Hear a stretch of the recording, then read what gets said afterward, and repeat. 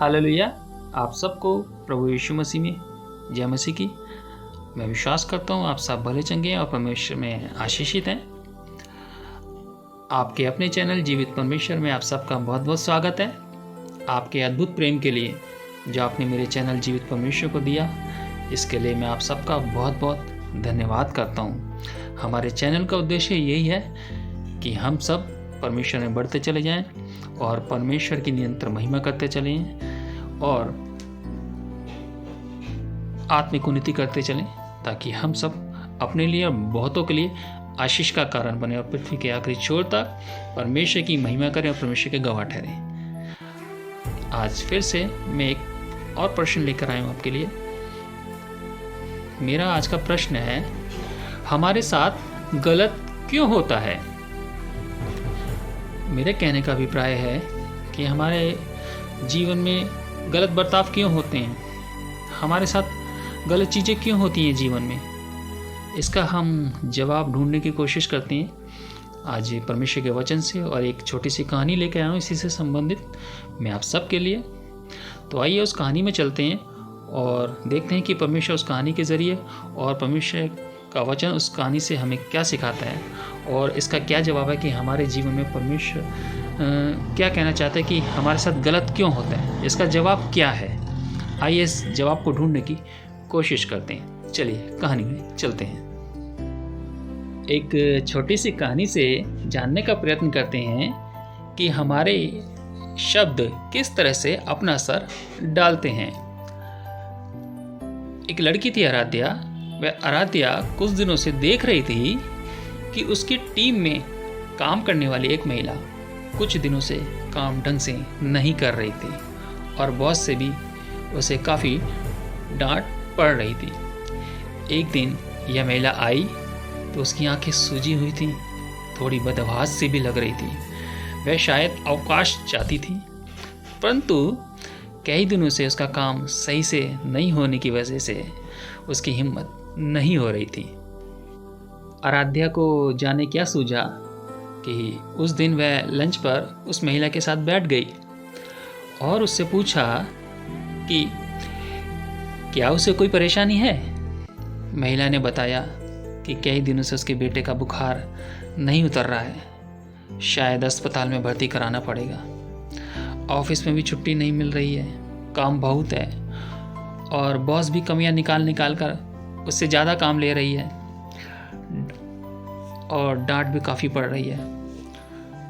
उधर पति का भी सहयोग नहीं मिलता, वह भी आजकल ज़्यादा डांटते रहते हैं। वह रोने लगी। आराध्या ने बॉस से कहकर कि वह उसका काम संभाल लेगी, महिला को छुट्टी दिलवा दी। परंतु जल्दी में महिला अपना पर्स ऑफिस में ही भूल गई। आराध्या ने पर्स देखा तो उसमें मोबाइल, क्रेडिट कार्ड थे। यह देखकर आराध्या ने पर्स को महिला के घर तक पहुंचाने की सोची। ऑफिस के बाद पता लेकर वह उस महिला के घर पहुंची। घर के बाहर ही महिला के नौकरानी पर चिल्लाने और गुस्सा करने की आवाज़ आ रही थी। नौकरानी ने दरवाज़ा खोला। वह एक काफ़ी गरीब लड़की लग रही थी। आराध्या ने महिला का पर्स लौटाया और अपने घर चली गई, परंतु अब वह मामला समझ गई थी। 2 दिन बाद महिला जब वापस आई तो आराध्या को धन्यवाद देने पहुंची। आराध्या ने उससे कहा कि लंच साथ में करेंगे। आराध्या ने उस महिला से कहा कि मेरे पास आपकी समस्या का समाधान है। तो उस महिला ने कहा, कृपया मुझे उस समाधान के बारे में बताइए। आराध्या से वो गिड़गिड़ाने लगी और पूछने लगी कि वह समाधान क्या है। तब आराध्या ने उससे कहा और समझाया कि जो भी तुम करते हो वह कई गुना होकर तुम्हें वापस मिलता है। तुम नौकरानी या घर के अन्य सेवकों को दिन भर डांटती हो, वही डांट तुम्हें पति और बॉस के रूप में वापस मिल जाती है। तुम्हारे मुंह से निकले हुए नकारात्मक शब्दों के कारण तुम्हारे आसपास का वातावरण भी नकारात्मक हो जाता है। तुम सुख, शांति, समृद्धि, स्वास्थ्य और सफलता से दूर हो जाती हो। ऐसे नकारात्मक वातावरण में सब काम गलत होते हैं, क्योंकि ऐसे नकारात्मक वातावरण में प्रभु की उपस्थिति नहीं होती है। कहने का अभिप्राय यह है कि वहाँ प्रभु नहीं होते हैं। महिला अब समझ गई थी। उसने आराध्या को अपना व्यवहार और आदतों को बदलने का वादा किया और वह चली गई। देखिए, इस कहानी से संबंधित हमारे प्रभु के कलाम यानी बाइबल में परमेश्वर का एक वचन है। आइए पहले उसको पढ़ते हैं और उसको समझने की कोशिश करते हैं, फिर इस कहानी पर विचार विमर्श करते हैं। प्रभु का कलाम मत्ती अध्याय 7 का 12वां वचन हमसे ये कहता है, जो कुछ तुम चाहते हो कि मनुष्य तुम्हारे साथ करे, तुम भी उसके साथ वैसा ही करो, क्योंकि व्यवस्था और भविष्यद्वक्ता की शिक्षा यही है। देखिए, ये वचन इस कहानी में सिद्ध होता है। देखिए, उस महिला ने अपने नौकरानी के साथ कैसे व्यवहार किया था, और वही व्यवहार डांट के रूप में उसे अपने पति और बॉस से कई गुना होकर उसे वापस मिला। इसलिए अगर हम चाहते हैं कि हमारे जीवन में हमारे परिवार के लोग, हमारे आसपास के लोग, हमसे मिलने जुलने वाले लोग हमारे साथ अच्छा व्यवहार करें, अच्छा बर्ताव करें और हमारे साथ सब कुछ अच्छा हो, तो इसके लिए पहले हमें अपने परिवार में, हमसे मिलने जुलने वाले में, हमारे आस पड़ोस में हमें अच्छा बर्ताव करना पड़ेगा। हमें अच्छे व्यवहार का बीज बोना पड़ेगा, तभी वो कई गुना वापस होकर अच्छे व्यवहार के रूप में हमें परमेश्वर के अनुग्रह से वो व्यवहार वापस मिलेगा।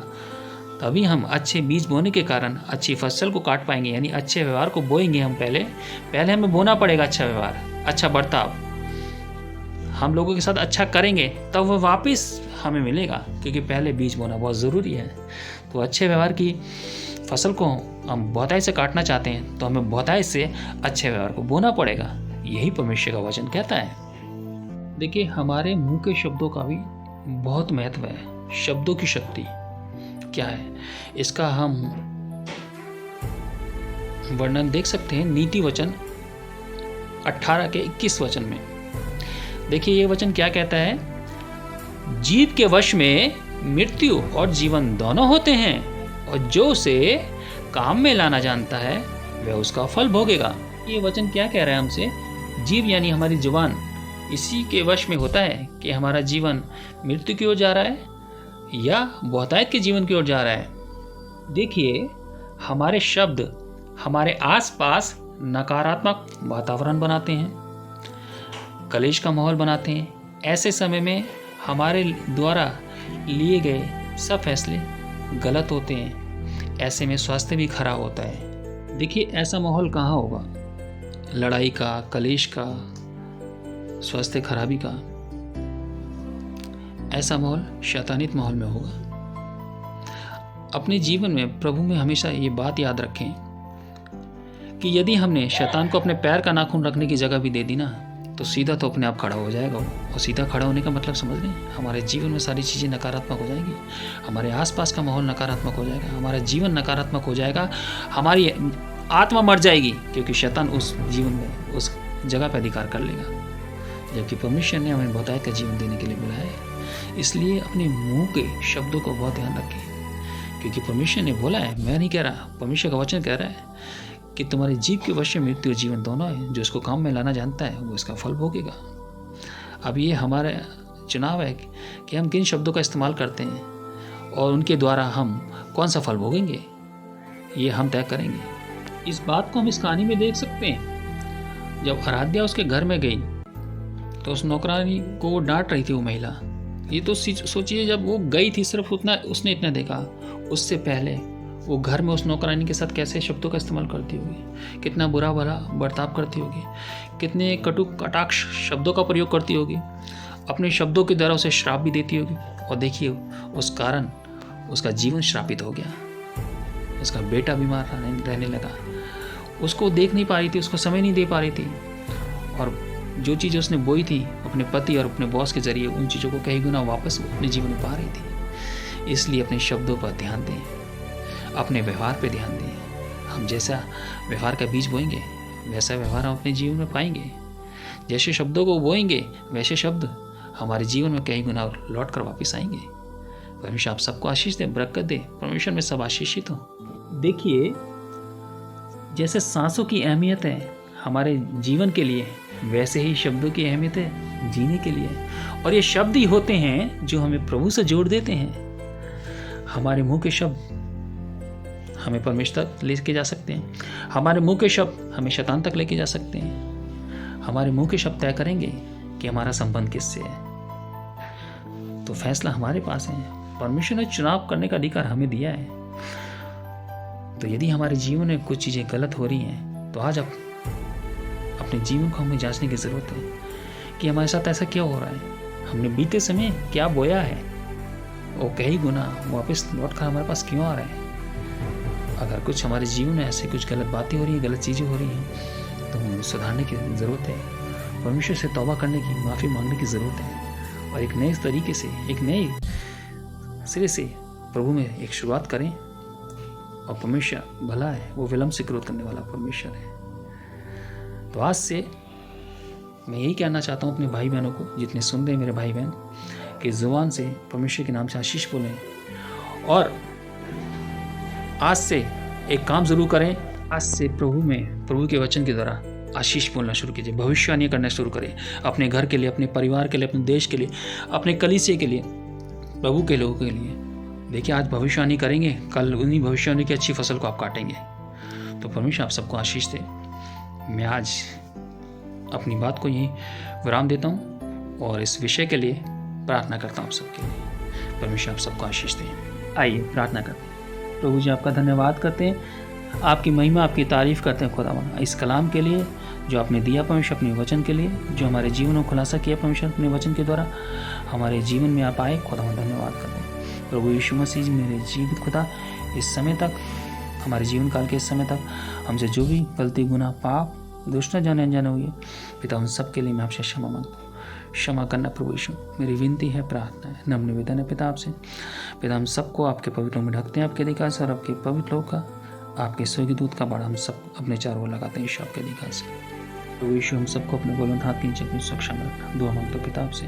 प्रभु, तेरा वचन बातचीत कर रहा है, विश्वास करें ये वचन, ये प्रचार परमेश्वर तेरी बहुताई से गवाही को लेकर आए खुदावन। हमारे जीवन में अगर कुछ आप ऐसा पाते हैं कि जो आपके वचन के अनुसार नहीं है परमेश्वर, उन चीज़ों को हमारे जीवन में सही करें परमेश्वर। दुआ मांगते हैं, हम आपको इनवाइट करते हैं अपने जीवन में, आपको परमिशन देते हैं, अनुमति देते हैं परमेश्वर कि हमारे जीवन में उन बातों को करेक्ट करें, सही करें खुदावन। विनती है, प्रार्थना है आपसे प्रभु जी। प्रभु आप संभालें परमेश्वर, हम आपके बिना शून्य हैं खुदावन।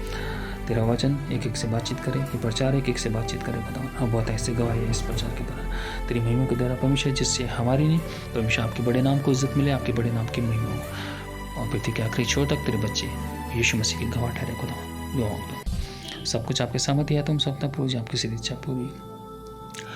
प्यारे यीशु, आपने कहा मरकुस 11:24 के विश्वास से जो कुछ तुम प्रार्थना मांग लो तो प्रतीति कर लो, ये हो गया। प्रभु जी प्रतीति करते ही हो गया यीशु के नाम से। सारा आदर, सारी महिमा मैं आपको देता हूँ पिता, और इस दुआ को यीशु के जीवित और पवित्र और सामर्थ्य नाम से मांग लेता हूँ, दया के साथ सुने पिता, और ग्रहण कीजिए प्यारे यीशु मसीह, आमीन। हालेलुया। परमेश्वर आप सबको बहुत बहुत आशीष दे।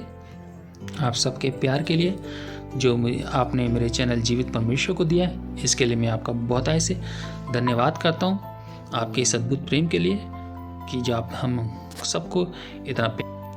यदि आपने मेरा चैनल सब्सक्राइब नहीं किया है तो सब्सक्राइब करें, शेयर करें, कमेंट करें, बेल आइकन प्रेस करें, ताकि जब जब मेरी नई नई वीडियो आए तो उसका नोटिफिकेशन आपको सही समय पर मिलता रहे।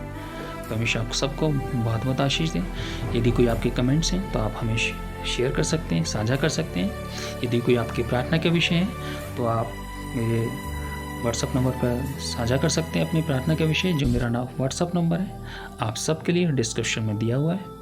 हम सब आपके लिए प्रार्थना करेंगे ताकि परमेश्वर की गवाही आपके जीवन में बने।